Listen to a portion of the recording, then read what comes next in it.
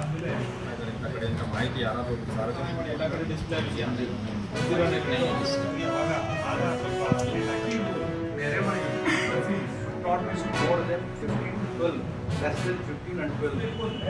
ಈ ಕೆಳಗಿನ 4-5 ಇಂಥ ಎಲ್ಲ ಜವಾಬ್ದಾರಿಗಳನ್ನು ನಾವೇ ತಲೆ ಮೇಲೆ ಹೊತ್ಕೊಳ್ಳೋದಕ್ಕಿಂತ ಈ ಜವಾಬ್ದಾರಿಗಳಿಂದ ಬೇರೆಯವ್ರಿಗೆ ಎಷ್ಟು ವಿಸ್ತರಿಸ್ತೀವಿ ಅನ್ನೋದು ಇಂಪಾರ್ಟೆಂಟ್. ಈ ಹಿನ್ನೆಲೆಯಲ್ಲಿ ನಾನು ತಮ್ಮ ಹತ್ರ ಗಮನಿಸುವಂಥದ್ದು ಒಂದು ವಿಷಯ, ನನ್ನ ಅಬ್ಸರ್ವೇಷನ್ ಕಳೆದ 3 ವರ್ಷದಲ್ಲಿ ಈ ಆ್ಯಕ್ಟ್ನ ಇಂಪ್ಲಿಮೆಂಟೇಷನ್ ಮಾಡುವಾಗ ನಿಮ್ಮ ಕಮಿಟಿಗಳ ಸಭೆಗಳು ತ್ರೈಮಾಸಿಕವಾಗಿ ನಡೀತಾ ಇಲ್ಲ ಅನ್ನೋದು ನನ್ನ ಮೇಜರ್ ಅಬ್ಸರ್ವೇಷನ್.